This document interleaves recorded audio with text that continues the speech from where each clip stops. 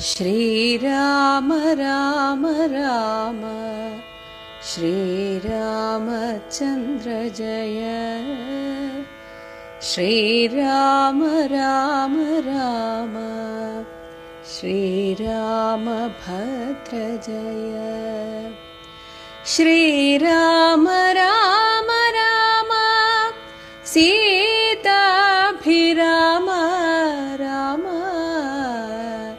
ശ്രീരാമ രാമ രാമ ലോകാഭിരാമ ജയ.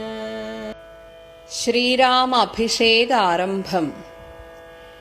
എങ്കിലോ രാജാ ദശരഥനേകദാ സങ്കലിതാനന്ദമമ്മാറിയിരിക്കുമ്പോൾ പങ്കജസംഭവപുത്രൻ വസിഷ്ഠനാം തൻകുലാചാര്യനെ വന്ദിച്ചു ചൊല്ലിനാൻ. പൗരജനങ്ങളും മന്ത്രിമുഖ്യന്മാരും ശ്രീരാമനെ പ്രശംസിക്കുന്നിതെപ്പോഴും. ഓരോ ഗുണഗണം കണ്ടവർക്കുണ്ടകതാരിലാനന്ദമതിനില്ല സംശയം. വൃദ്ധനായി വന്നിതു ഞാനുമൊട്ടാകയാൽ പുത്രരിൽ ജ്യേഷ്ഠനാം രാമകുമാരനെ പൃഥ്വീ പരിപാലനാർത്ഥമഭിഷേകമെത്രയും വൈകാതെ ചെയ്യണമെന്നു ഞാൻ കൽപ്പിച്ചതിപ്പോഴതങ്ങനെയെങ്കിലതുൾപ്പൂവിലോർത്തു നിയോഗിക്കയും വേണം. ഇപ്രജകൾക്കനുരാഗമവങ്കലുണ്ടെപ്പോഴുമേറ്റമതോർത്തു കണ്ടീലയോ. വന്ദീല മാതുലനെ കാൺമതിന്നേറെ മുന്നമേ പോയ ഭരതശത്രുഘ്നന്മാർ വന്നു മുഹൂർത്തമടുത്ത ദിനം തന്നെ. പുണ്യമതീവ പുഷ്യം നല്ല നക്ഷത്രം.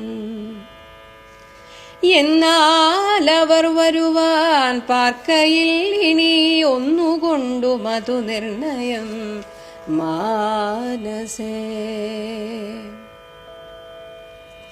എന്നാലതിന്നു വേണ്ടുന്ന സംഭാരങ്ങളിങ്ങു തന്നെ ബത സംഭരിച്ചിടണം. രാമനോടും നിൻ തിരുവടി വൈകാതെ സാമോദമിപ്പോഴേ ചെന്നറിയിക്കണം. തോരണ പംക്തികളെല്ലാം ഉയർത്തുക ചാരുപതാകകളോടുമത്യുന്നതം. ഘോരമായുള്ള പെരുമ്പരനാദവും പൂരിക്ക ദിക്കുകളൊക്കെ മുഴങ്ങവേ മന്നവനായ ദശരഥനാദരാൽ പിന്നെ സുമന്ത്രരെ നോക്കിയരുൾ ചെയ്തു. എല്ലാം വസിഷ്ഠനരുളിച്ചെയ്യും വണ്ണം കല്യാണമുൾക്കൊണ്ടൊരുക്കിക്കൊടുക്ക നീ. നാളെ വേണമഭിഷേകമിളമയായി നാളീകനേത്രനാം രാമനു നിർണയം. നന്ദിതനായ സുമന്ത്രരുമന്നേരം വന്ദിച്ചു ചൊന്നാൻ വസിഷ്ഠനോടാദരാൽ. എന്തൊന്നു വേണ്ടുന്നതെന്നരുൾ ചെയ്താലും അന്തരമെങ്ങിയെ സംഭരിച്ചിടുവൻ. ചിത്തെ നിരൂപിച്ചു കണ്ടു സുമന്ത്രരോടിത്തം വസിഷ്ഠ മുനിയുമരുൾ ചെയ്തു. കേൾക്ക നാളെ പുലർക്കാലെ ചമയിച്ചു ചേൽക്കണ്ണിമാരായ കന്യകമാരെല്ലാം മധ്യകക്ഷേ 16 പേർ നിൽക്കണം. മത്തഗജങ്ങളെ പൊന്നണിയിക്കണം. ഐരാവത കുലജാതനാം നാൽക്കൊമ്പനാരാൽ വരേണമലങ്കരിച്ചങ്കണേ ദിവ്യനാനാ തീർത്ഥവാരി പൂർണ്ണങ്ങളായി ദിവ്യരത്നങ്ങളാമുഴ്ത്തി വിചിത്രമായി സ്വർണകലശ സഹസ്രം മലയജ പർണങ്ങൾ കൊണ്ടു വായ്ക്കെട്ടി വച്ചിടണം പുത്തൻ പുലിത്തോൽ വരുത്തുക മൂന്നിഹ ഛത്രം സുവർണദണ്ഡം മണിശോഭിതം മുക്താമണി മാല്യരാജിത നിർമ്മല വസ്ത്രങ്ങൾ മാല്യങ്ങളാഭരണങ്ങളും സത്കൃതന്മാരാമുനിജനം വന്നിഹ നിൽക്ക കുശപാണികളായി സഭാന്തികെ നർത്തകിമാരോടു വാരവധൂജനം നർത്തക ഗായക വൈണിക വർഗവും ദിവ്യവാദ്യങ്ങളെല്ലാം പ്രയോഗിക്കണ മുർവീശ്വരാങ്കണേ നിന്നു മനോഹരം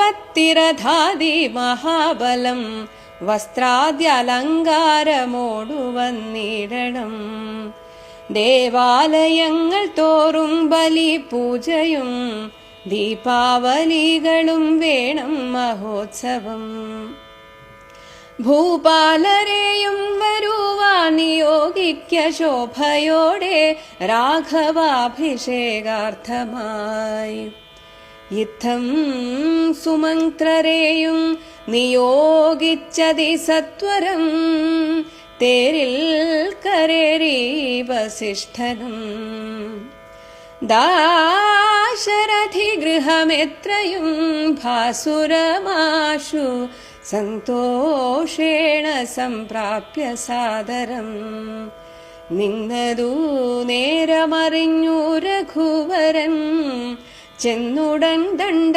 നമസ്കാരവും ചെയ്താൻ രത്നാസനവും കൊടുത്തിരുത്തി തഥാ പത്നിയോടു മതിഭക്ത്യാരഘോത്തമൻ പുൽക്കലശസ്ഥിത നിർമ്മലവാരിണ തൃക്കാൽ കഴുകിച്ചു പാദാബ്ജതീർത്ഥവും ഉത്തമാംഗേന ധരിച്ചു വിശുദ്ധനായി ചിത്തമോദേന ചിരിച്ചരുളിച്ചെയ്തു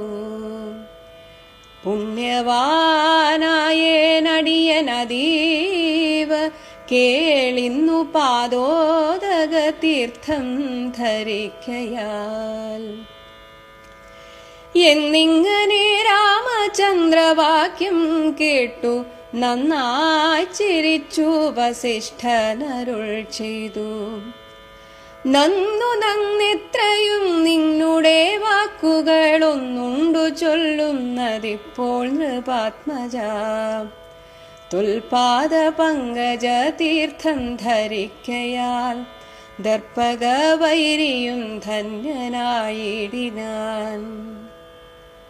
തുൽപാദ തീർത്ഥ വിശുദ്ധനായി വന്നിതു മൽപിതാവായ വിരിഞ്ചനും ഭൂപതേ ഇപ്പോൾ മഹാജനങ്ങൾക്കുപദേശാർത്ഥം അദ്ഭുത വിക്രമാ ചൊന്നതു നീയടോ നന്നായറിഞ്ഞിരിക്കുന്നിതു നിന്ന ഞാൻ ഇന്നവനാകുന്നതെന്നതു മിങ്ങടോ സാക്ഷാൽ പരബ്രഹ്മമാ പരമാത്മാവു മോക്ഷദൻ നാനാ ജഗന്മയനീശ്വരൻ ലക്ഷ്മീ ഭഗവതിയോടും ധരണിയിലിക്കാലമത്ര ജനിച്ചതു നിശ്ചയം ദേവകാര്യാർത്ഥസിദ്ധ്യർത്ഥം കരുണയാ രാവണനെ കൊന്നു താപം കെടുപ്പാനും ഭക്തജനങ്ങൾക്കു മുക്തി സിദ്ധിപ്പാനും ഇത്തമവതരിച്ചിടിന ശ്രീപതേ ദേവകാര്യാർത്ഥമതീവ ഗുഹ്യം പുനരേവം വെളിച്ചത്തിടാഞ്ഞിതു ഞാനിതം. കാര്യങ്ങളെല്ലാം അനുഷ്ഠിച്ചു സാധിക്ക മായയാ മായ മനുഷ്യനായി ശ്രീനിധേ. ശിഷ്യനല്ലോ ഭവാനാചാര്യനേഷ ഞാൻ, ശിക്ഷിക്ക വേണം ജഗദ്ഹിതാർത്ഥം പ്രഭോ. സാക്ഷാൽ ചരാചരാചാര്യനല്ലോ ഭവാൻ, ഓർക്കിൽ പിതൃണാം പിതാമഹനും ഭവാൻ. സർവേഷ്വഗോചരനായന്തര്യാമിയായി സർവജഗദ്യന്ത്രവാഹകനായ നീ, ശുദ്ധസത്വാത്മകമായൊരു വിഗ്രഹം ധൃത്വാ നിജാധീന സംഭവനായുടൻ. മർത്യവേഷേണ ദശരഥപുത്രനായി പൃഥ്വിതലേ യോഗമായയാ ജാതനാം എന്നതു മുന്നേ ധരിച്ചിരിക്കുന്നു ഞാൻ. എന്നോടു ധാതാവു താനരുൾ ചെയ്കയാൽ എന്നതറിഞ്ഞത്രി സൂര്യാന്വയത്തിനു മുന്നേ പുരോഹിതനായിരുന്നു മുതാ. ഞാനും ഭവാനോടു സംബന്ധകാംക്ഷയാ നൂനം പുരോഹിത കർമ്മമനുഷ്ഠിച്ചു. നിന്ദ്യമായുള്ളതു ചെയ്താനൊടുക്കത്തു നന്നായി വരികിലതും പിഴയല്ലോ. ഇന്നു സഫലമായി വന്നു മനോരഥം, ഒന്നപേക്ഷിക്കുന്നതുണ്ടു ഞാൻ ഇന്നിയും. യോഗേശ തേ മഹാമായ ഭഗവതി ലോകൈക മോഹിനി മോഹിപ്പിയായികമാം. ആചാര്യ നിഷ്കൃതി കാമൻ ഭവാനെങ്കിലാശയം മായയാ മോഹിപ്പിയായികമേ. ത്വൽപ്രസംഗാൽ സർവമുക്തമിപ്പോളിതമപ്രവക്തവ്യം മയാ രാമാ കുത്രചിത്. രാജാ ദശരഥൻ ചൊന്നതു കാരണം, രാജീവനേത്ര വന്നേനിവിടേക്കു ഞാൻ. ഉണ്ടഭിഷേകമടുത്ത നാളെന്നതു കണ്ടു ചൊൽവാനായുഴറി വന്നേനഹം. വൈദേഹിയോടും ഉപവാസവും ചെയ്തു മേദിനി തന്നിൽ ശയനവും ചെയ്യണം. ബ്രഹ്മചര്യത്തോടിരിക്ക ഞാൻ ഓരോരോ കർമ്മങ്ങൾ ചെന്നങ്ങൊരുക്കുവൻ വൈകാതെ. വന്നീടുഷസ്സിനു നീ എന്നരുൾ ചെയ്തു ചെന്നു തേരിൽ കരേറി മുനിശ്രേഷ്ഠനും. പിന്നെ ശ്രീരാമനും ലക്ഷ്മണൻ തന്നോടു നന്നേ ചിരിച്ചരുൾ ചെയ്തു രഹസ്യമായി. താതനെനിക്കഭിഷേകമിളമയായി മോദേന ചെയ്യൂമടുത്ത നാൾ നിർണയം. തത്ര നിമിത്തമാത്രം ഞാനതിന്നൊരു കർത്താവു നീ, രാജ്യഭോക്താവും നീയത്രേ. വത്സ മമത്വം ബഹിപ്രാണനാകയാൽ ഉത്സവത്തിനു കോപ്പിട്ടുകൊണ്ടാലും നീ. മത്സമനാകുന്നതും ഭവാൻ നിശ്ചയം, മത്സരിപ്പാനില്ലിതിന്നു നമ്മോടാരും. ഇത്തരമോരോന്നരുൾ ചെയ്തിരിക്കുമ്പോൾ പൃഥ്വീന്ദ്രഗേഹം പ്രവിശ്യ വസിഷ്ഠനും. വൃത്താന്തമെല്ലാം ദശരഥൻ തന്നോടു ചിത്തമോദാലറിയിച്ചു സമസ്തവും.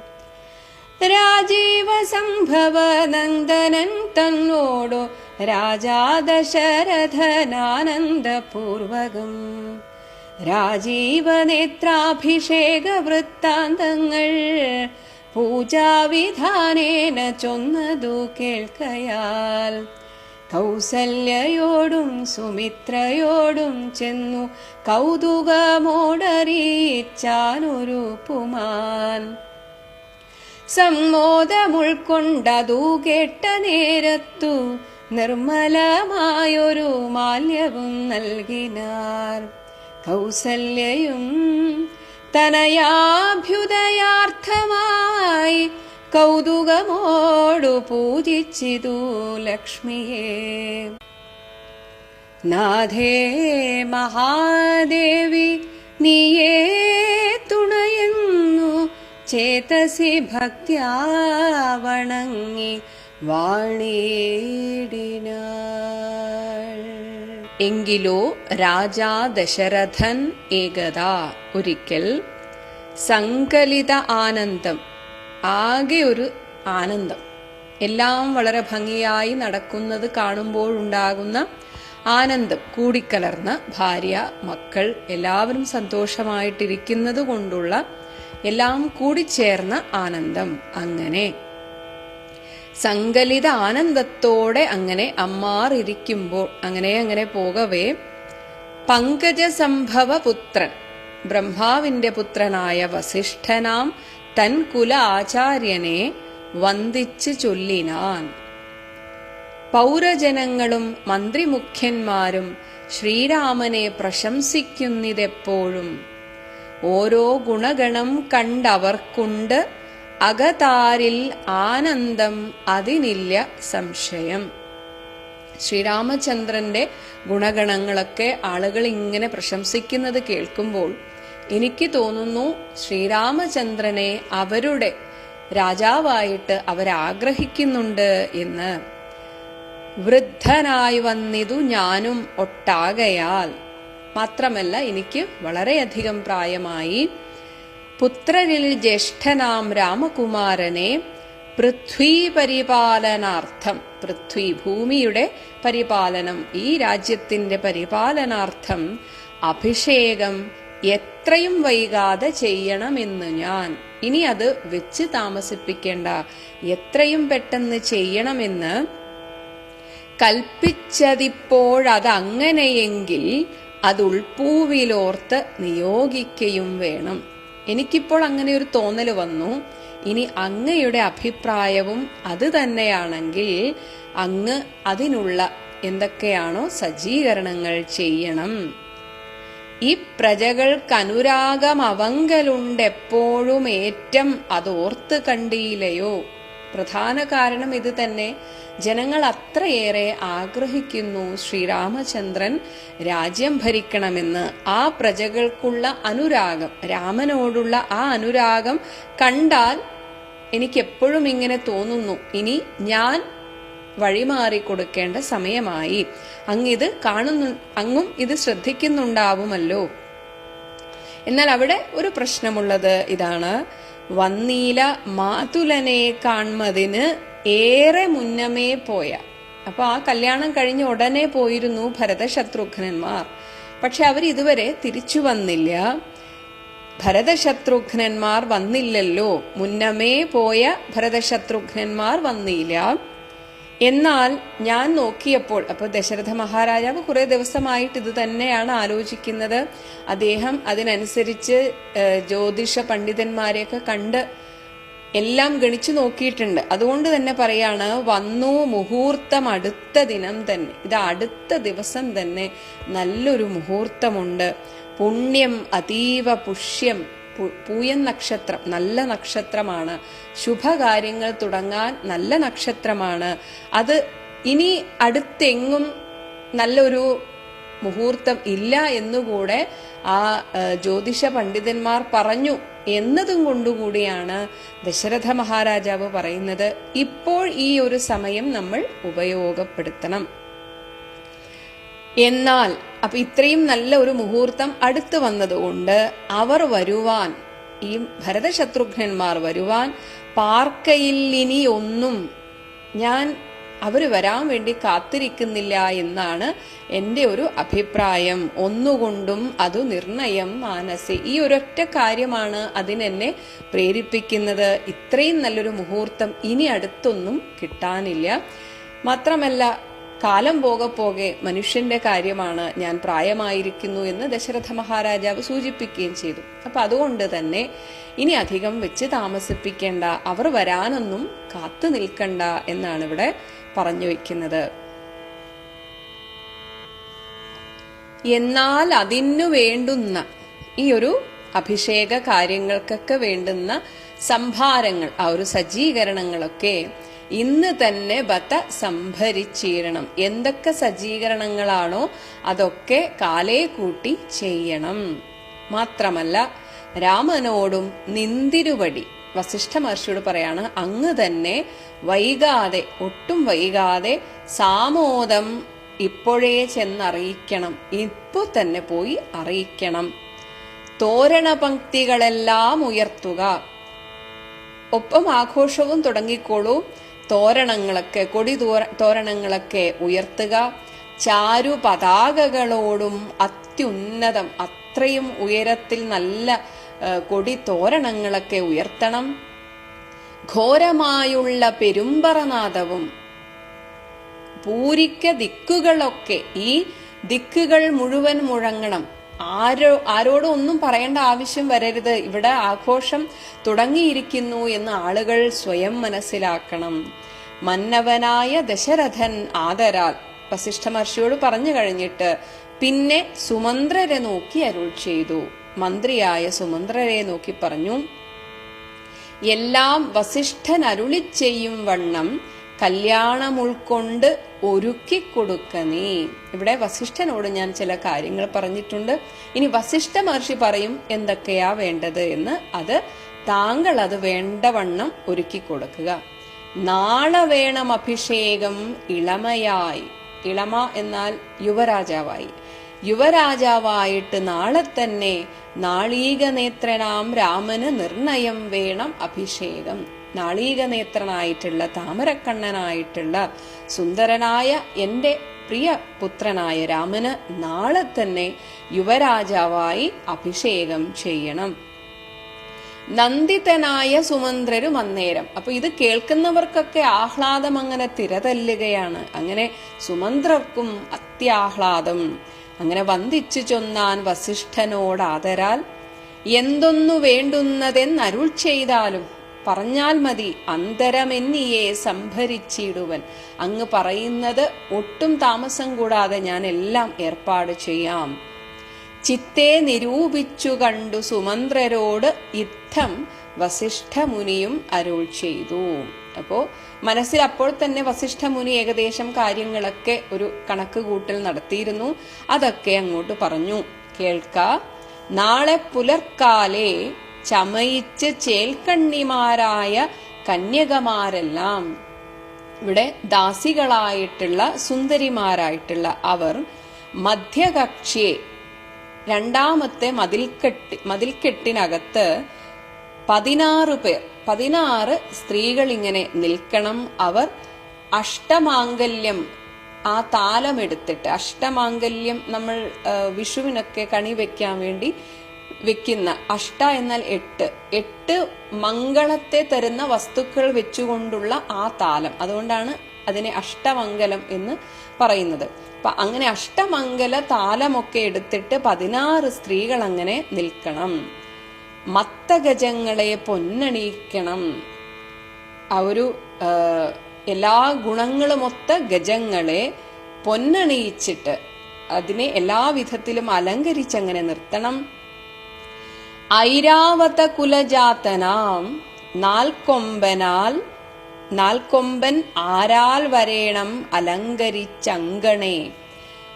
സാധാരണ ആനകൾക്ക് 2 കൊമ്പാണ്. എന്നാൽ ഐരാവതത്തിന്റെ കുലത്തിൽ ജനിച്ച ആനകൾക്ക് 4 കൊമ്പാണ്. അപ്പൊ അത് അത്രയും ഐശ്വര്യവും അതിന്റെ ആ ഒരു വീരതയുമൊക്കെയാണ് കാണിക്കുന്നത്. അപ്പൊ അങ്ങനെയുള്ള ഒരു ആന വരണം, അലങ്കരിച്ചിട്ട് വരണം. അപ്പൊ ഇത് എന്തിനാണെന്ന് പറയുന്നത്, അഭിഷേക അനന്തരം രാമന് ഈ പട്ടണം ചുറ്റിക്കാണാൻ ഈ ആനയുടെ പുറത്താണ് പോവേണ്ടതത്രേ. അപ്പൊ അതിനു വേണ്ടിയാണ് അതൊക്കെ ഒരുക്കി നിർത്താൻ പറയാണ്. ഇനി ദിവ്യ നാനാതീർത്ഥവാരി പൂർണങ്ങളായി പല തീർത്ഥങ്ങളിൽ നിന്നും എടുത്ത വെള്ളം അത് നിറച്ച, മാത്രമല്ല ദിവ്യ രത്നങ്ങൾ അമുഴ്ത്തി, ആ ദിവ്യരത്നങ്ങളൊക്കെ ആ വെള്ളത്തിലും ഇട്ടിട്ട് വിചിത്രമായിട്ട്, അതായത് എല്ലാം കൊണ്ടും ഒരു ഐശ്വര്യം എന്നർത്ഥം. സ്വർണ കലശ സഹസ്രം, ഇങ്ങനെയുള്ള സഹസ്രം 1000 സ്വർണ കലശം. സ്വർണ കലശം കുംഭങ്ങൾ നമ്മൾ സഹസ്ര കലശമൊക്കെ നടത്തുന്നത് കാണാറുണ്ട്, പത്രങ്ങളിലും അല്ലാതെ തന്നെ നമ്മൾ TV-യിലൊക്കെ കണ്ടിട്ടുണ്ടാവും, അമ്പലങ്ങളിലൊക്കെ. അപ്പോൾ ഒരു എത്രയും പൂജ്യനായിട്ടുള്ള ആളുകളൊക്കെ വരുമ്പോൾ നമ്മൾ ഈ കുംഭം ഇതേപോലെ കലശം നിറച്ച പാത്രം വെച്ചിട്ടാണ് അവരെ സ്വീകരിക്കുകയൊക്കെ ചെയ്യുന്നത്. അപ്പൊ അതാണ് സ്വർണ കലശ സഹസ്രം. 1000 സ്വർണ കലശം എങ്ങനെ വേണം? മലയജ പർണങ്ങൾ കൊണ്ട്, മലയജം ചന്ദനമരത്തിന്റെ പർണം, ഇല കൊണ്ട് വായി കെട്ടി വെച്ചിരണം. ഇതൊക്കെ നമ്മൾ കണ്ടിട്ടുള്ളതാണ്. അപ്പൊ അങ്ങനെ വേണം. പിന്നീട് പുത്തൻ പുലിത്തോൽ വരുത്തുക 3 പുലിത്തോൽ വരുത്തണം. കാരണം ഇത് ഇരിക്കാൻ വേണ്ടിയാണ്, പിന്നീട് രാജസിംഹാസനത്തിൽ ഇരിക്കാനാണ് എന്നാണ് പറയുന്നത്. ഛത്രം, നല്ലൊരു വെൺകൊറ്റ കുട വേണം. സുവർണദണ്ഡം, അതിന്റെ പിടി സ്വർണമായിരിക്കണം. മണിശോഭിതം, നാനാവിധ രത്നങ്ങളാൽ ശോഭിക്കുന്നതായിരിക്കണം. മുക്താമണിമാല്യം, മുത്തുമാലകൾ പിടിപ്പിച്ച് രാജിതം, വിരാജിക്കുന്ന നിർമ്മല വസ്ത്രങ്ങൾ, മാല്യങ്ങൾ, ആഭരണങ്ങളും. അപ്പൊ നല്ല വെൺകൊറ്റക്കുട, അതിന്റെ ആ വസ്ത്രം, കുടയുടെ മുകളിൽ തുണിയാണല്ലോ, അപ്പൊ അതൊക്കെ വളരെ ഭംഗിയുള്ളതായിരിക്കണം. ഒപ്പം നല്ല വസ്ത്രങ്ങള്, മാല്യങ്ങൾ, ആഭരണങ്ങൾ, ഇതൊക്കെ ധരിച്ചിട്ടുള്ള ആളുകളാണ് ഇത് പിടിച്ചുകൊണ്ടിങ്ങനെ നിൽക്കേണ്ടത്. ഇനി സത്കൃതന്മാരാ മുനിജനം, മുനിമാരൊക്കെ വന്നിഹ നിൽക്ക കുശപാണികളായി. കുശപ്പുല്ല് കയ്യിലേന്തി നിൽക്കുന്നത് ഐശ്വര്യത്തിന്റെ ഒരു ശുഭകാര്യങ്ങൾക്ക് ഉത്തമമാണ് എന്നാണ് പറയപ്പെടുന്നത്. അപ്പോൾ അങ്ങനെയുള്ള മുനിമാരൊക്കെ സഭയുടെ ഉള്ളിൽ ഈ കുശപ്പുല്ലും ഒക്കെ ആയിട്ട് വരണം. നർത്തകിമാരോട് വാരവധൂജനം, നർത്തക ഗായക വൈണിക വർഗവും. നർത്തകിമാർ വേണം. അങ്ങനെ വധൂജനങ്ങളൊക്കെ നല്ല സുന്ദരിമാരായിട്ടുള്ള നർത്തകിമാരോടുകൂടി, അതുപോലെ നർത്തകന്മാരും വേണം, ഗായകന്മാര് വേണം, വൈണികം വീണ വായിക്കുന്നവർ വേണം. ഇങ്ങനെയുള്ള ദിവ്യവാദ്യങ്ങളെല്ലാം പ്രയോഗിക്കണം. ഉർവീശ്വര അങ്കണേ, ഈ ഭൂമിയുടെ അവിടെ ആ അങ്കണത്തിൽ, രാജാങ്കണത്തിൽ ഇതൊക്കെ നിന്ന് അവരങ്ങനെ പാടിത്തുടങ്ങട്ടെ. ഇനി ഹസ്തി അശ്വ പത്തി രഥാദി.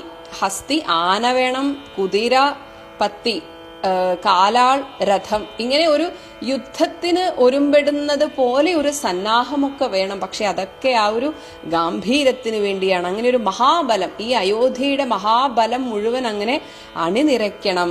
എങ്ങനെ? വസ്ത്രാദ്യ അലങ്കാരമോട് വന്നിടണം. അവരൊക്കെ അലങ്കരിച്ചു വേണം വരാൻ. ഒരു യുദ്ധത്തിന് പോകുന്ന പോലെയല്ല, എല്ലാവരും അലങ്കരിച്ചു വേണം വരാൻ. ഇനി എല്ലാ ദേവാലയങ്ങൾ തോറും ബലിപൂജയൊക്കെ നടത്തണം. ആ സമയത്ത് ഇതേപോലെ ദേവീദേവന്മാരെ സന്തോഷിപ്പിക്കാൻ വിവിധ തരത്തിലുള്ള ബലിപൂജയൊക്കെ വേണം. ദീപാവലികൾ വേണം. എല്ലായിടത്തും എല്ലാവരും വിളക്കുകളൊക്കെ കത്തിച്ച് ആകെ ഒരു ഉത്സവ അന്തരീക്ഷം വേണം. അങ്ങനെ മഹോത്സവമായിരിക്കണം. ഭൂപാലരെയും വരുവാൻ നിയോഗിക്കുക. അയൽ രാജ്യത്തെ രാജാക്കന്മാരെയൊക്കെ വിളിക്കണം. ശോഭയോടെ രാഘവ അഭിഷേകാർത്ഥമായി. ഇത്തം ഇപ്രകാരം സുമന്ത്രരെയും നിയോഗിച്ച്, ഇങ്ങനെയൊക്കെ സുമന്ത്രരോട് പറഞ്ഞിട്ട് അതിസത്വരം, വളരെ പെട്ടെന്ന്, ഇതൊന്നും രാമനെ ആരെയും അറിയിച്ചിട്ടില്ല, അപ്പൊ പെട്ടെന്ന് തന്നെ തേരിൽ കരേറി വസിഷ്ഠനും ദാശരഥി ഗൃഹം, ദാശരഥിയായ രാമന്റെ ഗൃഹത്തിൽ, എത്രയും ഭാസുരം, അത്രയും ഐശ്വര്യ സമ്പൂർണമായിട്ടുള്ള ഗൃഹമാണ്, കൊട്ടാരമാണത്. അവിടെ സന്തോഷേണ സംപ്രാപ്യ, വളരെ സന്തോഷത്തോടെ അവിടെ എത്തിയിട്ട് സാദരം നിന്നത് നേരം അറിഞ്ഞു. അങ്ങനെ വസിഷ്ഠൻ വന്നിട്ടുണ്ട് എന്നറിഞ്ഞ് രഘുവരൻ ചെന്നുടൻ ദണ്ഡ നമസ്കാരവും ചെയ്താൻ. നേരെ പോയി അങ്ങോട്ട് കാൽക്കൽ വീണ് നമസ്കരിച്ചു. അങ്ങനെ രത്നാസനവും കൊടുത്ത് ഇരുത്തി. അവിടെ തന്റെ അന്തഃപുരത്തിലെ ആ രത്നാസനമൊക്കെ കൊടുത്തിരുത്തി പാദപൂജയൊക്കെ ചെയ്യുകയാണ്. തഥാ പത്നിയോടും അതിഭക്തിയാ രഘൂത്തമൻ പൊൽക്കലശസ്ഥിത നിർമ്മല വാരിണ. പൊൽക്കലശം, പൊന്നിന്റെ കുടം, ആ കുടത്തിൽ ഉണ്ടായ നിർമ്മലമായ വാരി ജലം, അതുകൊണ്ട് തൃക്കാൽ കഴുകിച്ച് പാദാബ്ജ തീർത്ഥവും, അത് കഴിഞ്ഞ് ആ തീർത്ഥം വസിഷ്ഠ മഹർഷിയെ കാൽ കഴുകിച്ച വെള്ളം ഉത്തമാംഗേന ധരിച്ച്, തന്റെ തലയിൽ ധരിച്ച് വിശുദ്ധനായി ചിത്തമോദേന ചിരിച്ചരുളി ചെയ്തു. പുണ്യവാനായേൻ അടിയൻ അതീവ കേൾ. ഞാൻ പുണ്യവാനായി എന്ന് രാമൻ പറയുകയാണ്. എന്തുകൊണ്ട്? അങ്ങയുടെ പാദ ഉദക തീർത്ഥം, അങ്ങയുടെ കാൽ കഴുകിച്ച ഉദകം വെള്ളം, ആ വെള്ളം തീർത്ഥമായി, അങ്ങയുടെ കാല് കഴുകിച്ചപ്പോൾ അത് തീർത്ഥമായി.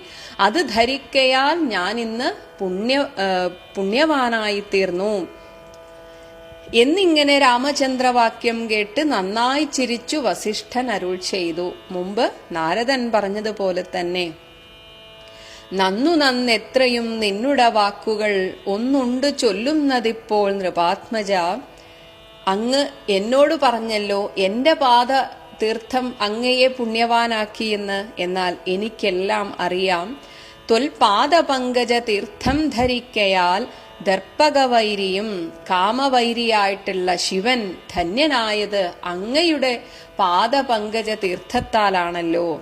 ത്വത്പാദതീർത്ഥ വിശുദ്ധനായി വന്നിതു മൽപിതാവായ വിരിഞ്ചനും, എന്റെ അച്ഛനായിട്ടുള്ള ആ ബ്രഹ്മാവും അങ്ങനെ തന്നെയാണല്ലോ.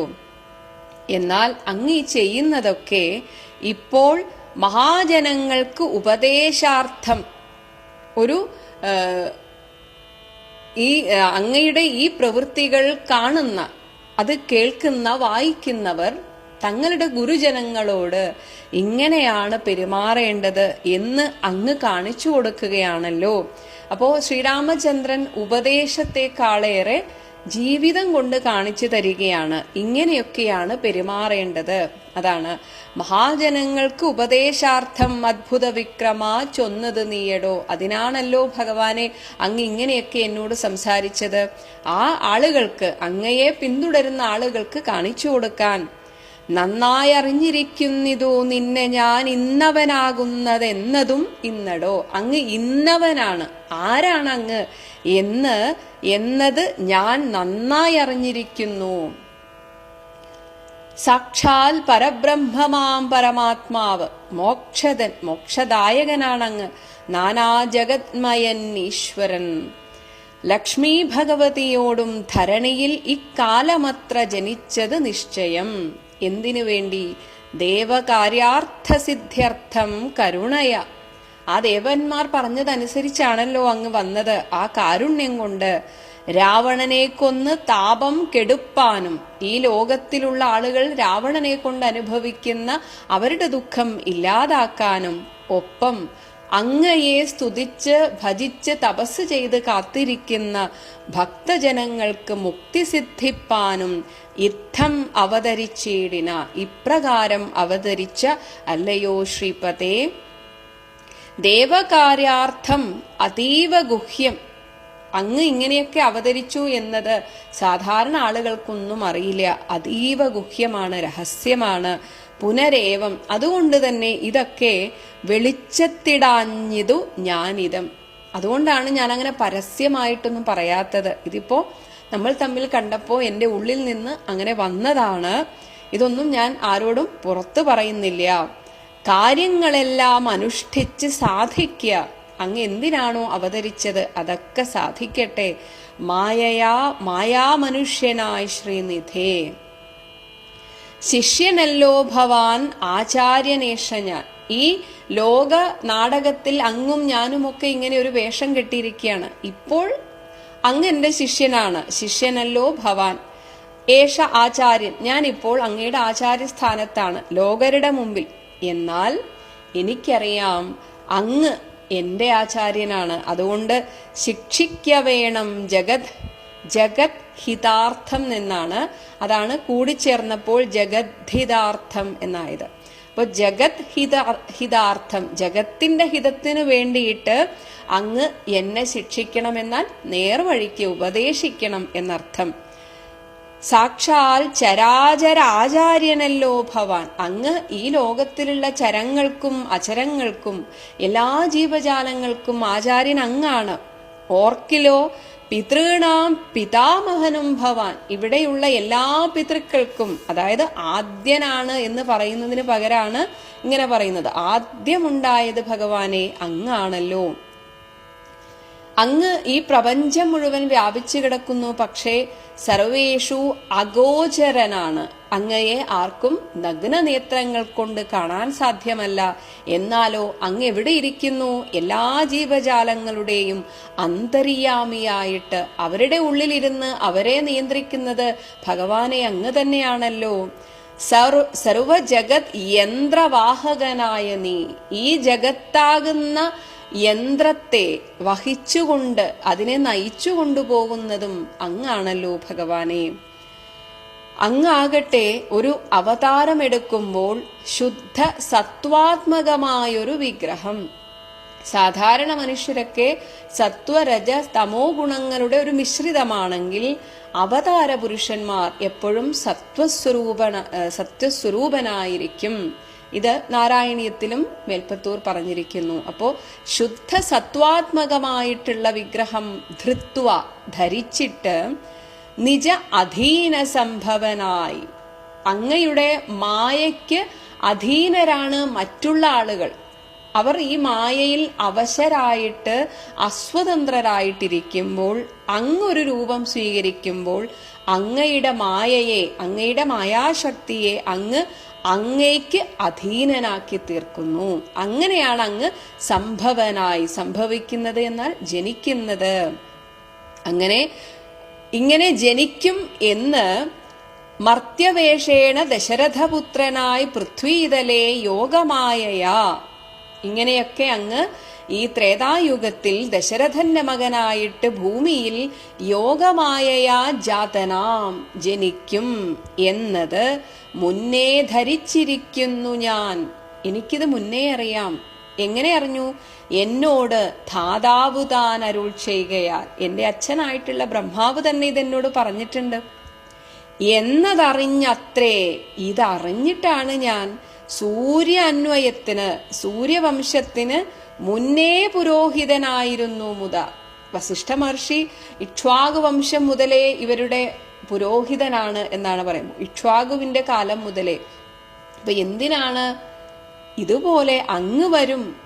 അപ്പൊ അങ്ങയുമായിട്ടുള്ള ഒരു നേരിട്ടുള്ള സംസർഗം കിട്ടാൻ വേണ്ടിയിട്ടാണ് മുന്നേ ആദ്യമേ തന്നെ സൂര്യകുലത്തിന്റെ പുരോഹിതനായിട്ട് ഞാൻ വന്നത്. ഞാനും ഭവാനോട് സംബന്ധകാംക്ഷയ, അങ്ങനെയാവുമ്പോൾ എനിക്ക് അങ്ങയോട് ഇത്ര അടുത്ത് അങ്ങനെ സംസാരിക്കാനും അങ്ങയുടെ സാന്നിധ്യം അനുഭവിക്കാനും സാധിക്കുമല്ലോ. എന്നാൽ ഈ പുരോഹിത കർമ്മം ഒരു ജ്ഞാനിയെ സംബന്ധിച്ച് അത്ര നല്ല കാര്യമല്ല എന്നാണ് പറയുന്നത്. നൂനം പുരോഹിത കർമ്മം അനുഷ്ഠിച്ചു. എന്തിനാണ് അനുഷ്ഠിച്ചു എന്ന് പറഞ്ഞു. ഇനി നിന്ദ്യമായുള്ളത് ചെയ്താൽ, അതായത് അത്രയും ജ്ഞാനികളും തപസ്വികളുമായിട്ടുള്ള ആളുകൾ ഈ ലോകത്തിന് മുഴുവൻ അവകാശപ്പെട്ടതാണ്. അവർ ഈ ലോകത്തിന് മുഴുവൻ ഉപദേശം കൊടുത്ത് അങ്ങനെ സ്വതന്ത്രരായിട്ട് ജീവിക്കേണ്ടവരാണ്. പക്ഷെ അങ്ങനെയുള്ള ആളുകൾ ഒരു രാജ്യത്തിന്റെ പുരോഹിതനായിട്ടിരിക്കുമ്പോൾ ആ രാജ്യത്തിന് വേണ്ടുന്ന കാര്യങ്ങൾ മാത്രം പറഞ്ഞും അങ്ങനെ ഒരു അസ്വതന്ത്രരായിട്ടാണ് അവിടെ ഇരിക്കുക. അപ്പൊ അതുകൊണ്ടാണ് ഇവിടെ പറഞ്ഞത് നിന്ദ്യമായുള്ളത്. ഒരു പുരോഹിതനായിരിക്കുക എന്നത് ഒരു വലിയ മഹത്തരമായിട്ടുള്ള കാര്യമൊന്നുമല്ല. പക്ഷെ എന്നാലും ചെയ്താൽ ഒടുക്കത്ത്, അതിന്റെ ഒടുവിലിതാ ഞാൻ എന്താണോ ആഗ്രഹിച്ചത് അത് വന്നുവല്ലോ. അതാണ് നന്നായി വരികിൽ അതും പിഴയല്ലല്ലോ. ഞാൻ ഈ ഒരു പുരോഹിത വൃത്തി സ്വയം തീരുമാനിച്ചെടുത്തതാണ്. ഇത് അത്ര നല്ല ഒരു വൃത്തിയൊന്നുമല്ല. അതായത് എന്തുകൊണ്ടെന്നാൽ ഇതുകൊണ്ട് തന്നെ തപസ്വികൾ ഈ ലോകത്തിന് മുഴുവൻ അവകാശപ്പെട്ടവരാണ്. അവരൊരു രാജ്യത്തേക്ക് മാത്രം ഒതുങ്ങിപ്പോകുമ്പോൾ മറ്റുള്ള ലോകർക്ക് അതൊരു നഷ്ടമാണ്. അപ്പൊ അതുകൊണ്ടാണ് പറഞ്ഞത് ഇത് നിന്ദ്യമാണെന്ന് അറിയാം, എന്നാലും അങ്ങയെ ഒരു അങ്ങ് തന്നെ പരമാത്മാ സ്വരൂപമായിട്ടുള്ള അങ്ങ് വന്ന് ജനിക്കും എന്നറിയാവുന്നത് കൊണ്ടാണ് ഞാനിവിടെ വന്നത്. അപ്പോൾ നിന്ദ്യമായുള്ള കാര്യം ചെയ്താലും അത് ഏറ്റവും അവസാനം അതിനൊരു നല്ല ഫലമാണെങ്കിൽ അത് പിഴയല്ലല്ലോ, അത് തെറ്റല്ലല്ലോ അങ്ങനെ ചെയ്യുന്നത്. ഇതാ ഇന്ന് സഫലമായി വന്നു മനോരഥം. എൻ്റെ ഈ ഒരു മനോരഥം അങ്ങയോട് ഇങ്ങനെ സംസാരിക്കാൻ കുറെ നാളായിട്ട് ഞാൻ ആഗ്രഹിക്കുന്നു. അങ്ങനെ എൻ്റെ ഈ ഒരു ആഗ്രഹം സഫലമായി വന്നു. ഒന്നപേക്ഷിക്കുന്നതുണ്ട് ഞാൻ ഇനിയും. ഇനി എനിക്കൊരപേക്ഷയേ ഉള്ളൂ. യോഗേശ തേ മഹാമായാ ഭഗവതി, അങ്ങയുടെ ആ മായാശക്തിയാണ് ആളുകളെ മോഹിപ്പിച്ച് ഈ അജ്ഞാനത്തിലേക്ക് അങ്ങനെ ആഴ്ത്തുന്നത്. അത് ലോകൈക മോഹിനി, അങ്ങയുടെ മഹാമായാ ഭഗവതിയായ ആ ലോകൈക മോഹിനി മോഹിപ്പിയായികമാം, എന്നെ മോഹിപ്പിക്കാതിരിക്കാൻ ഭഗവാനെ അനുഗ്രഹിക്കണം. അത് മാത്രമല്ല, ഞാൻ അങ്ങയുടെ ആചാര്യനാണല്ലോ. അപ്പോ ആചാര്യ നിഷ്കൃതി കാമൻ, ആചാര്യനൊരു ദക്ഷിണയ അങ്ങനെ എന്തെങ്കിലും കൊടുക്കാൻ ആഗ്രഹിക്കുന്നവനാണ് അങ്ങെങ്കിൽ, അതാണ് ആചാര്യ നിഷ്കൃതി കാമൻ ഭവാനെങ്കിൽ, ആശയം, ഞാനൊരാശയം പറയാം. ഇത്രയേ ഉള്ളൂ. മായയാ മോഹിപ്പിയായികമേ, എനിക്ക് ഈ ഒരു ദക്ഷിണ തന്നാ മതി, എന്നെ ആ മായയിലിട്ട് മോഹിപ്പിക്കരുത്. ത്വത് പ്രസംഗാൽ, അങ്ങയുടെ ഈ ഒരു സാന്നിധ്യം കൊണ്ട് തന്നെ, സംഘം എന്നാൽ ആ ഒരു സാന്നിധ്യം, ഇപ്പോൾ തന്നെ ഞാൻ സർവമുക്തം, ഞാൻ മുക്തനായി കഴിഞ്ഞു. ഇപ്പോൾ ഇതം എന്നാൽ അപ്രവക്തവ്യം മയാ രാമ കുത്രചിത്, മയാ എന്നാൽ ഈ നടന്ന ഈ സംഭവങ്ങളൊന്നും അപ്രവക്തവ്യമാണ്, ആരോടും പറയാൻ പാടില്ലാത്തതാണ്, അതെനിക്കറിയാം. അതുകൊണ്ട് തന്നെ കുത്രചിത്, ഒരിടത്തും ഞാനിത് പറയാൻ പോകുന്നില്ല. ഇനി വന്ന കാര്യം പറയാം. രാജാ ദശരഥൻ ചൊന്നത് കാരണം രാജീവനേത്ര വന്നേൻ ഇവിടേക്ക്. ഞാൻ വന്നത് ദശരഥൻ പറഞ്ഞിട്ടാണ്. ഉണ്ട് അഭിഷേകം അടുത്ത നാളെന്നത് കണ്ടു ചൊല്ലുവാൻ ഉഴറി വന്നേനഹം, അങ്ങയെ നേരിട്ട് കണ്ടിത് പറയണമെന്ന് പറഞ്ഞതുകൊണ്ടാണ് ഇത്ര ധൃതി കൂട്ടി, അതാണ് ഉഴറി വന്നേനഹം. ഇനി ചില ചിട്ടകളൊക്കെയുണ്ട്. നാളെ അഭിഷേകം ചെയ്യുന്നതിന് മുൻപേ വൈദേഹിയോടും ഉപവാസവും ചെയ്ത് മേദിനി തന്നിൽ ശയനവും ചെയ്യണം. അപ്പോ ഇന്ന് മുഴുവൻ അങ്ങ് ഉപവാസമിരിക്കണം, ഒറ്റയ്ക്കല്ല വൈദേഹിയോടും കൂടെ. എന്നിട്ട് രാത്രി മേദിനി തന്നിൽ, ഭൂമിയിൽ, അവിടെ വാൽമീകി രാമായണത്തിൽ പറയുന്നത് ദർഭപ്പുല്ല് വിരിച്ച് കിടക്കണം എന്നാണ്, കിടക്കയിൽ കിടക്കാൻ പാടില്ല. ഒപ്പം തന്നെ ബ്രഹ്മചര്യത്തോടിരിക്കുക. ഇന്നത്തെ ഒരു ദിവസം പൂർണമായും ഇന്ദ്രിയങ്ങളെയും മനസ്സിനെയും ഒക്കെ നിയന്ത്രിച്ചുകൊണ്ട് അങ്ങ് ആ ഒരു വ്രതാനുഷ്ഠാനത്തോടെ കഴിയണം. ഇനി പറയുന്നു, എനിക്ക് കുറച്ച് തിരക്കുണ്ട്, അതാണ് ഞാൻ ഓരോരോ കർമ്മങ്ങൾ ചെന്നങ്ങൊരുക്കുവൻ വൈകാതെ. എനിക്ക് സമയമില്ല, നാളെയാണ്, അതുകൊണ്ട് എനിക്ക് ഒരുപാട് കാര്യങ്ങൾ ചെയ്യാനുണ്ട്. ഞാനിതാ ഓരോരോ കർമ്മങ്ങൾ ചെയ്യാൻ ഞാൻ അങ്ങ് പൊയ്ക്കോട്ടെ എന്ന് അനുവാദം വാങ്ങിയിട്ട് വസിഷ്ഠ മഹർഷി പോവുകയാണ്. പോകുന്നതിന് മുൻപേ പറയുകയാണ്, വന്നീടു ഉഷസ്സിന് നീ. ഉഷസ്, ആ സൂര്യോദയത്തിന് മുൻപ് തന്നെ വരിക. എവിടെ? ആ പ്രധാന അന്തഃപുരത്തിലേക്ക് നീ എന്നരുൾ ചെയ്ത് ചെന്നു തേരിൽ കരേറി മുനിശ്രേഷ്ഠനും. അപ്പൊ ഇവിടെ ഒരു വ്രതനിഷ്ഠ എങ്ങനെയാണെന്ന് കാണിച്ചു തരികയാണ്. ഉപവാസം ചെയ്യുക, ഒപ്പം ബ്രഹ്മചര്യത്തോടിരിക്കണം. അത് വളരെ പ്രധാനമാണ്. ബ്രഹ്മചര്യം എന്നാൽ നമ്മുടെ മനസ്സിലെ ചിന്തകൾ എല്ലാം ഈശ്വരോന്മുഖമാക്കുക. അപ്പോൾ ഒരു വ്രതം എടുക്കുമ്പോൾ സാധാരണഗതിയിൽ ഇന്ന് ആളുകൾ ഏത് ആഗ്രഹം വെച്ചാണോ വ്രതമെടുക്കുന്നത് ആ ആഗ്രഹത്തിനായിട്ട് വ്രതമെടുക്കുന്നു എന്നല്ലാതെ അതിലുള്ള മറ്റുള്ള ചിട്ടകൾ, ഭക്ഷണം മറ്റുള്ള ചിട്ടകളൊക്കെ ചെയ്യുമായിരിക്കാം, പക്ഷെ മനസ്സിനെ ഈശ്വരങ്കൽ വെക്കാൻ എത്ര പേർ ശ്രദ്ധിക്കുന്നുണ്ട് എന്നത് ഒന്ന് ചിന്തിച്ചു നോക്കേണ്ടതാണ്. അപ്പോൾ ഈ വ്രതാനുഷ്ഠാനങ്ങളൊക്കെ പറഞ്ഞിരിക്കുന്നത് എല്ലാറ്റിൻ്റെയും ലക്ഷ്യം ഭഗവാനിൽ മനസ്സ് വെച്ചിരിക്കലാണ്. പിന്നെ എന്തിനാണിങ്ങനെ ആദ്യമൊക്കെ ഓരോരോ ഫലങ്ങളെ പറഞ്ഞാലെങ്കിലും നമ്മൾ അത് ചെയ്യും. ഇപ്പോ ഭർത്താവിന് വേണ്ടി എടുക്കുന്ന വ്രതം, മക്കൾക്ക് വേണ്ടി എടുക്കുന്ന വ്രതം, അപ്പൊ ഇങ്ങനെയൊക്കെ എടുത്താൽ അവർക്ക് ഐശ്വര്യം വരുമെന്ന് പറയുമ്പോൾ അവരോടുള്ള ഇഷ്ടം കൊണ്ട് നമ്മൾ വ്രതമെടുക്കും. എന്നാൽ ആ വ്രതം എടുക്കുന്നതിന്റെ പുറകിലുള്ള സത്യം ഇതാണ്, അല്ലെങ്കിൽ ഈ തത്വം ഇതാണ്: മനസ്സ് ഈശ്വരനിൽ വെച്ചിരിക്കുക ആ ഒരു ദിവസമെങ്കിലും. അപ്പൊ അതിനു വേണ്ടി നമ്മൾ ഈ ഭക്ഷണക്കാര്യത്തിലൊക്കെ വളരെ ചിട്ടയോടുകൂടി ബാഹ്യമായിട്ട് ഈ ശരീരശുദ്ധി ഒക്കെ നോക്കും. പക്ഷെ മനസ്സെവിടെയുണ്ട്? അത് മാത്രം ആരും നോക്കാറില്ല. അന്നത്തെ ദിവസവും പതിവ് പോലെ പത്രം വായിച്ച്, TV കണ്ട്, സിനിമ കണ്ട് ഇങ്ങനെയൊക്കെ ഇരിക്കുകയാണ് ആളുകൾ ചെയ്യാറ്. അതിലൊന്നും ഒരർത്ഥവുമില്ല. ആ വ്രതം അതിന്റെ എല്ലാ ശുദ്ധിയോടും കൂടെ നമ്മുടെ മനസ്സിനെ ശുദ്ധീകരിക്കാനാണ്. അപ്പൊ അതിനു വേണ്ടി എന്ത് ചെയ്യണം? ഉപവാസം എന്നതിന് രണ്ടർത്ഥമാണ്. ഭഗവാനോടുകൂടെ വസിക്കുക, മനസ്സുകൊണ്ട് ഭഗവാന്റെ അടുത്തിരിക്കുക. അപ്പോൾ ഇനി വ്രതം എടുക്കുമ്പോൾ ശ്രദ്ധിക്കുക, അന്നത്തെ ദിവസമെങ്കിലും ഈ ലോക കാര്യങ്ങളിൽ നിന്നൊക്കെ വിട്ടു നിൽക്കാൻ ഒന്ന് ശ്രമിച്ചു നോക്കുക. പത്രം, TV, വാട്സപ്പ്, ഫേസ്ബുക്ക് തുടങ്ങിയ കാര്യങ്ങൾ ആ ഒരൊറ്റ ദിവസമെങ്കിലും ഒന്ന് ഒഴിവാക്കുക.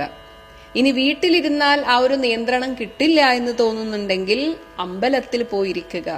എന്തെങ്കിലുമൊക്കെ പാരായണം ചെയ്ത് ആ അമ്പലത്തിന്റെ ആ ഒരു അന്തരീക്ഷത്തിൽ ഇരിക്കുമ്പോൾ തന്നെ മനസ്സിൽ ഈശ്വര ചിന്തയേ വരുള്ളൂ.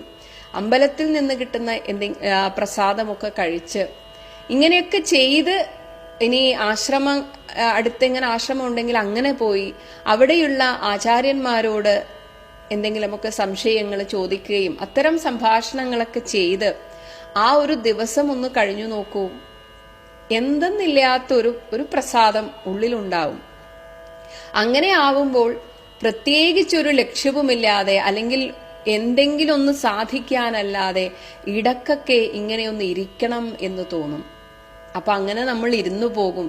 അപ്പോൾ ആദ്യമൊക്കെ മാസത്തിലൊന്നാണെങ്കിൽ പിന്നീട് അത് ആഴ്ചയിലൊന്നാക്കി മാറ്റാൻ നമുക്ക് സാധിക്കും. പിന്നീട് അത് ജീവിതചര്യയായി മാറും. അപ്പൊ ഇങ്ങനെ മനസ്സ് ഈശ്വരനിൽ വച്ചിരിക്കുക എന്നതാണ് വ്രതാനുഷ്ഠാനങ്ങളുടെ പോലും ലക്ഷ്യം. പക്ഷെ നിർഭാഗ്യവശാൽ ഈ 1ാം ക്ലാസ്സിൽ കൊണ്ടേ ഇരുത്തുന്ന കുട്ടി 1ാം ക്ലാസ്സിൽ തന്നെ പഠിക്കുന്നത് പോലെയാണ് നമ്മളൊക്കെ.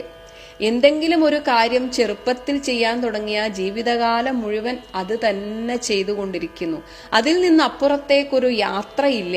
ഇതെന്തിനാണ് ഇതൊക്കെ ചെയ്യിക്കുന്നത് എന്ന് പോലും നമ്മൾ ചിന്തിക്കുന്നില്ല. ജീവിതകാലം മുഴുവൻ വ്രതമെടുക്കും. പക്ഷെ എന്തിനാണ്? ഭർത്താവിന് വേണ്ടി, മക്കൾക്ക് വേണ്ടി. അങ്ങനെയൊന്നുമല്ല.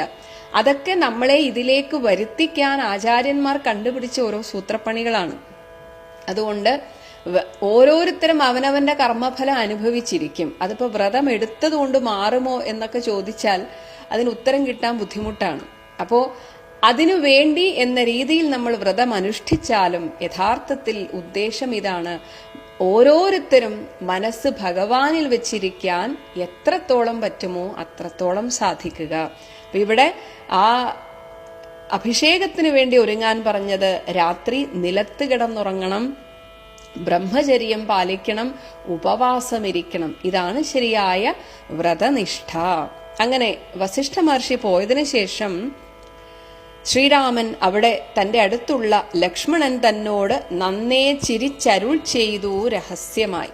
രഹസ്യമായി എന്നതുകൊണ്ട് ലക്ഷ്മണൻ മാത്രം കേൾക്കത്തക്ക വിധത്തിൽ പറഞ്ഞു: താതൻ എനിക്ക് അഭിഷേകം ഇളമയായി എന്നെ യുവരാജാവായിട്ട് മോദേന ചെയ്യും അടുത്ത നാൾ നിർണയം. തീർച്ചയായും ചെയ്യാൻ അച്ഛൻ ഒരുങ്ങിക്കഴിഞ്ഞിരിക്കുന്നു.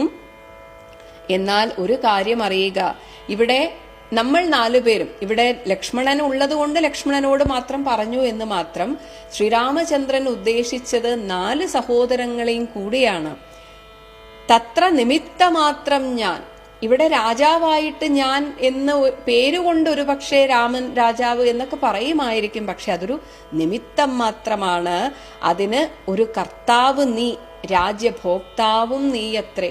ലക്ഷ്മണ, നിങ്ങൾ സഹോദരങ്ങൾ തന്നെയാണ് ഇതിനെല്ലാം അവകാശികൾ. ഞാൻ മുന്നിൽ നിന്ന് നയിക്കുന്നു എന്ന് മാത്രം. നമ്മളെല്ലാവരും ഒരുമിച്ചാണ് ഈ രാജ്യം ഭരിക്കാൻ പോകുന്നത്. നീയാണ് കർത്താവ്, നീയാണ് ഭോക്താവ്. അത് അനുഭവിക്കുന്നതും എല്ലാം നമ്മൾ ഒരുമിച്ചായിരിക്കും.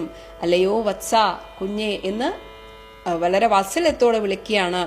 മമ, ഇവിടെ മമ എന്നതിന് എനിക്ക്, അങ്ങനെ ഒരു അർത്ഥവും കൂടെ മമ എന്ന വാക്കിനുണ്ട്.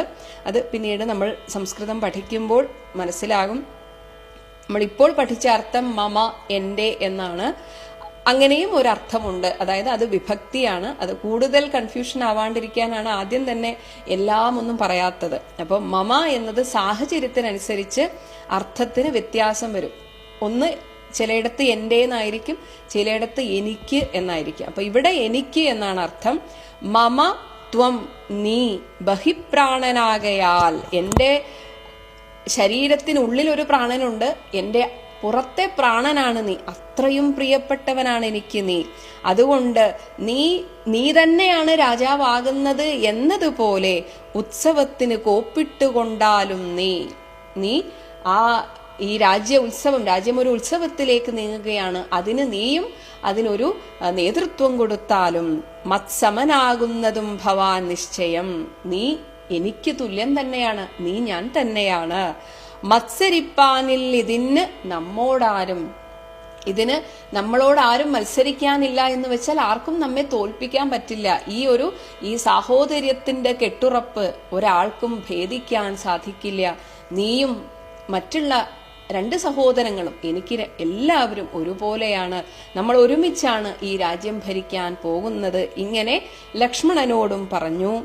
ഇത്തരം ഓരോന്നരുൾ ചെയ്തിരിക്കുമ്പോൾ പൃഥ്വീന്ദ്രഗേഹം പ്രവിശ്യ വസിഷ്ഠനും, അങ്ങനെ വസിഷ്ഠൻ ഇവിടുന്ന് നേരെ പോയത് ദശരഥന്റെ കൊട്ടാരത്തിലേക്കാണ്. വൃത്താന്തമെല്ലാം ദശരഥൻ തന്നോട് ചിത്തമോദാൽ അറിയിച്ചു സമസ്തവും. ഇവിടെ നടന്ന സംഭവം, അതിൽ ഈ ഒരു രഹസ്യാത്മകമായിട്ടുള്ള സംഭാഷണം ഒഴിച്ച് ബാക്കിയൊക്കെ പറഞ്ഞു. രാജീവ സംഭവ നന്ദനൻ തന്നോട്, രാജീവ സംഭവൻ ബ്രഹ്മാവ്, രാജീവം താമരയിൽ നിന്നുണ്ടായ ബ്രഹ്മാവിന്റെ മകനായിട്ടുള്ള വസിഷ്ഠനോട് രാജാ ദശരഥൻ ആനന്ദപൂർവകം, ദശരഥ മഹാരാജാവ് വളരെ സന്തോഷമായിട്ട് രാജീവനേത്ര അഭിഷേക വൃത്താന്തം, ഇവിടെ ആ ഒരു രാജ ഇങ്ങനെ വരാൻ വേണ്ടിയാണ് എഴുത്തച്ഛൻ അതേ വാക്കുകൾ ഉപയോഗിച്ചത്. ഇങ്ങനെയുള്ള അഭിഷേക വൃത്താന്തം, രാജീവനേത്രൻ താമരക്കണ്ണനായ രാമന്റെ അഭിഷേക വൃത്താന്തങ്ങൾ ഇവരിങ്ങനെ സംസാരിക്കുന്നത്, അവിടെയൊക്കെ ഭടന്മാരും ദൂതന്മാരും ഒക്കെ ഉണ്ടാവുമല്ലോ. അപ്പൊ അതിൽ പൂജാവിധാനേന ചൊന്നത് കേൾക്കയാൽ, ഇവരിങ്ങനെ സംസാരിക്കുന്നത് കേട്ടിട്ട് അതിലൊരാൾ കൗസല്യയോടും സുമിത്രയോടും ചെന്ന്, അങ്ങനെയാണല്ലോ നമുക്ക് എന്തെങ്കിലും ഒരു വിശേഷം കേട്ടാൽ തിടുക്കമാണ്, അറിഞ്ഞാൽ സന്തോഷിക്കുന്നവരെ എങ്ങനെയെങ്കിലും ഒന്ന് അറിയിക്കണം. അങ്ങനെ അതിലൊരാൾ വന്നിട്ട് കൗസല്യയോടും സുമിത്രയോടും ചെന്ന് കൗതുകമോടറിയിച്ചാൻ ഒരു പുമാൻ, ഒരു ദൂതൻ അല്ലെങ്കിൽ ഒരു ഭടനോ ആരെങ്കിലും, അവിടെയുള്ള ഒരാൾ ഓടി വന്നിട്ട് കൗസല്യയോടും, ഇപ്പൊ സുമിത്ര എപ്പോഴും കൗസല്യയുടെ കൂടെയാണ്. സുമിത്ര പൊതുവെ ഒരു തപസ്വിനിയെ പോലെയാണ്. അത് പിന്നീട് നമുക്ക് രാമായണം കാണുമ്പോൾ മനസ്സിലാകും. ആരോടും ഒന്നിനും പരാതിയില്ലാതെ, എന്നാൽ തികച്ചും ഒരു സാത്വികയാണ്. ഇവിടെ കൗസല്യയുടെ പുറകെ എന്ന പോലെയാണ് സുമിത്ര എപ്പോഴും. അങ്ങനെ അവർ രണ്ടുപേരും ഇരിക്കുന്നിടത്ത് വന്നാണ് ഈ ഒരു കൗതുകമോടെ ആ വിശേഷം അറിയിച്ചു. ഇത് കേട്ടതും സമ്മോദം ഉൾക്കൊണ്ട അത്യധികമായ ആഹ്ലാദത്താൽ അത് കേട്ട നേരത്ത് നിർമ്മലമായൊരു മാല്യവും, നല്ലൊരു മുത്തുമാല, കാരണം അത്രയും സന്തോഷിപ്പിച്ച വാർത്ത പറയുമ്പോൾ അവർക്ക് തിരിച്ചൊരു സമ്മാനം കൊടുക്കുക എന്നതും നമ്മുടെ ഒരു സംസ്കാരമാണ്. അങ്ങനെ ആ ദൂതന് വന്നറിയിച്ച ആൾക്ക് നല്ലൊരു മാലയൊക്കെ കൊടുത്തു കൗസല്യയും. പിന്നീട് തനയ അഭ്യുദയ അർത്ഥമായി തന്റെ മകന്റെ ആ ഉയർച്ചക്കൊക്കെ വേണ്ടിയിട്ട് കൗതുകമോട് പൂജിച്ചിതു ലക്ഷ്മിയെ, എല്ലാ ഐശ്വര്യവും തരാൻ വേണ്ടി ലക്ഷ്മി ദേവിയെ പൂജിച്ചു.